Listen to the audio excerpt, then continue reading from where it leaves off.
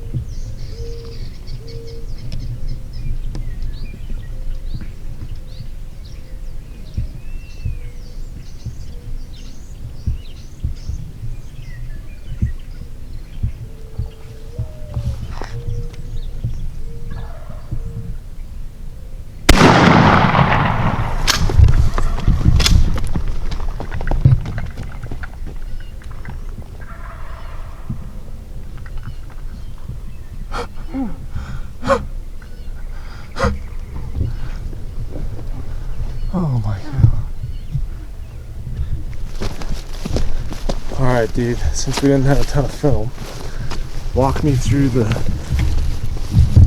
setup here. So what happened? All of it. Alright, so last night we had a bunch of birds all over us. We sat in the rain for a couple hours.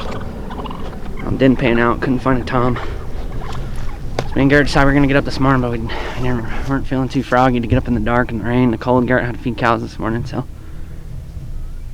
we met up. We just started checking all our spots, but we were not seeing birds. We were like, are they still in the tree because of the weather? It was raining, we were unsure.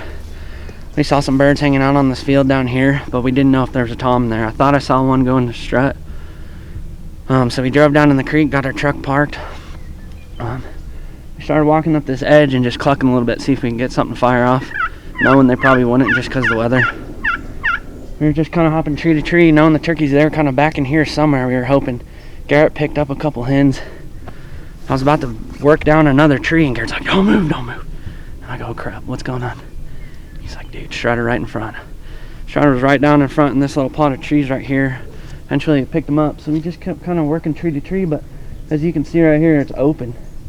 A lot of open ground in here. It's really open there. I was like, Garrett, the only thing we can do is just go straight at this tree and just kind of stay behind him. So we just kind of try to stay in line with the tree. Ended up getting, I don't know, I think it was this tree right here from down in that corner. And I just kind of slipped tree to tree. I ended up getting to this tree and the hens are all, we could see them in here and I could kind of see the toms. They were moving back that way. I thought there's only one. Garrett ended up figuring out there's two of them. They were pretty far away. They're a long way. They're probably sit down or anything. 200-300 yards away. Yeah, so we didn't sit down. And so we sat here for, I don't know, probably 10 minutes watching them. And then Garrett's like, all right, let's try and get to this fallen log over here, these trees.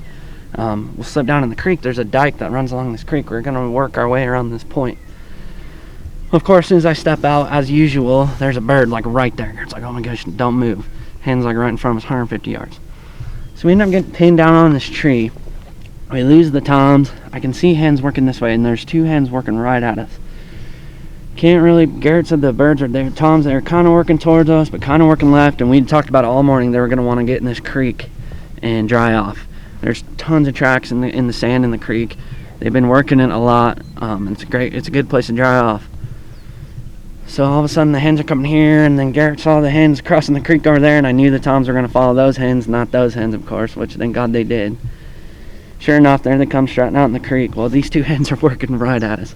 Well, so we got turkeys coming around this side, and we got turkeys coming around this side. Eventually, after, what, 30 minutes or more, yeah, these two hens are right here, and they're parallel with me, and she's just sitting there like half strut trying to dry off.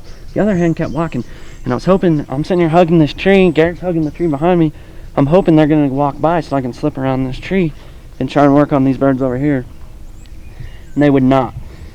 And like I said, she's just sitting there for probably 15 minutes just drying off. Well, eventually I just kind of worked around this tree slow, so slow, just trying to cover my eyes and my glasses and everything.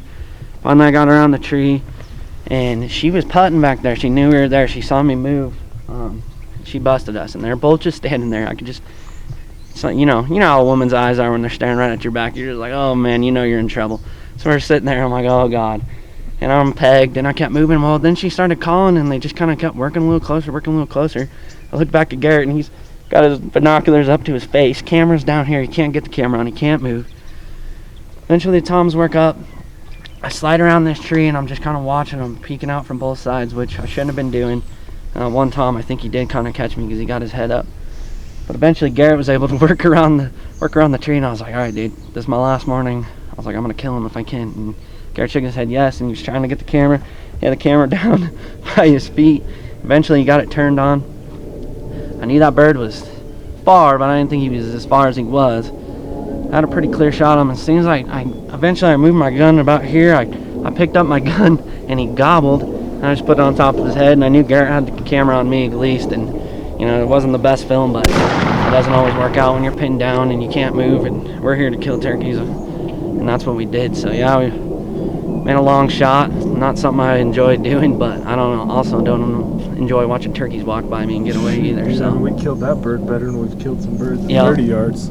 Yep, he was I mean, it dropped him. He folded, so didn't go 20, as that one dude likes to say. Yeah, it was a hell of a hunt. We knew it was going to be kind of like that. We were going to have to be strategic this morning. We were going to have to be smart. We're going to have to outsmart them because they haven't been hammering. They weren't hammering yesterday, really. It was pretty nice out. I didn't think they would be this morning either, so we knew we were going to have to outsmart them. Sometimes that's what you got to do. They don't always just come running in, gobbling, and firing off. It's been a rough couple trips. I've been in the gutter. I'm so excited now. After last night's hunt with all those jakes coming in on top of us, and I mean, it was just, that's turkey hunting. You know, you don't always get one, but you want to be in them. You want to be around them. You want to get close. You know, you might make a mistake here and there, but I've been in the gutter, man. Alicia and Garrett trying to pull me out of that, and just attitude has not been there. Like I told Garrett last night, if the turkeys ain't having fun, I ain't having fun, but I'm having fun now. So yeah, I'm sorry we didn't get that on film, but we got another dead turkey, so we're excited. I'm gonna take some pictures, get that bad boy cleaned out, and get back up to Wyoming. We got Kansas in about 3 days. I'm feeling a lot better now. Hopefully we can get out there and tear some birds up out there like we usually do. So I'll see you then.